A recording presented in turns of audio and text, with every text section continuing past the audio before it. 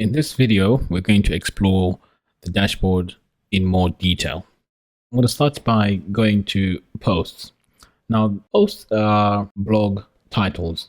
So this is where you'd add your blogs. So if you hover over this, you can see all posts, add new categories and tags. So at the moment, we have one post. So I'm going to click on all posts and then let's see what we have there. So this post is what comes by default. And if we take a look at our website, we can see that this is the post that comes by default, okay, which is right here. So what we can then do is we can either trash it or edit it. So for now, I'm just going to trash it.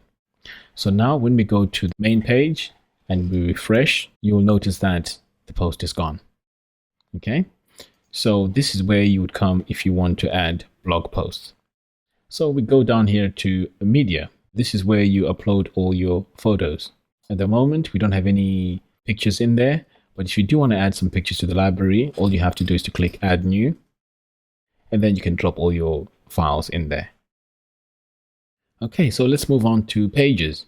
These are the pages of your website. So if I come back here, you'll see that we have sample page. So now the difference between the posts and the pages is these pages are static.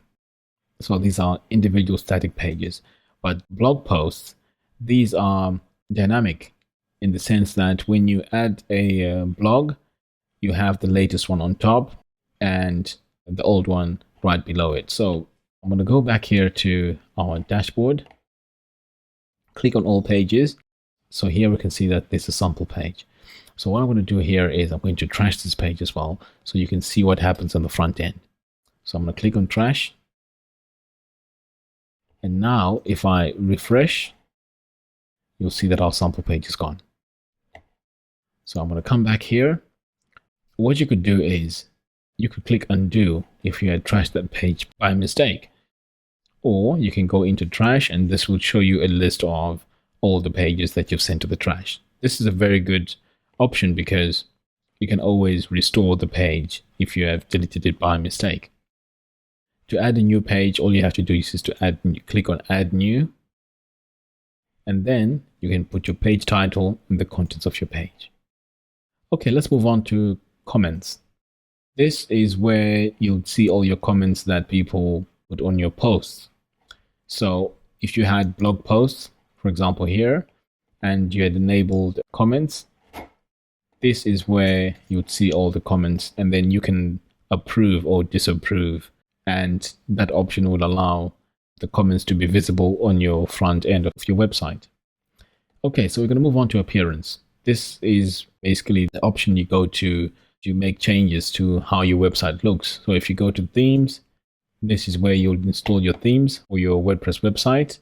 If you go to widgets, this is what appears on the side of your website.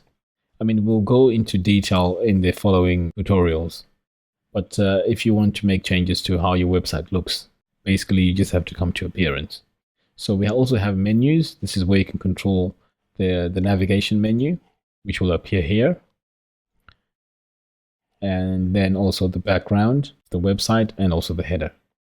So we're going to come here to plugins. Plugins are applications that add functionality to your website. Again, we'll go into more detail in the upcoming tutorials. But if you want to add a new plugin, you just click on add new and then you upload the plugin. Then let's move ahead to users. So users, this is where you can assign people to edit your website. And when you add a new user, you can actually assign the roles of that user. So they can be just an editor. So if they're an editor, they can't have full access to the changes of the main WordPress admin. And let's move on to tools. I don't often use this because you'd use this to import or export files to your WordPress website.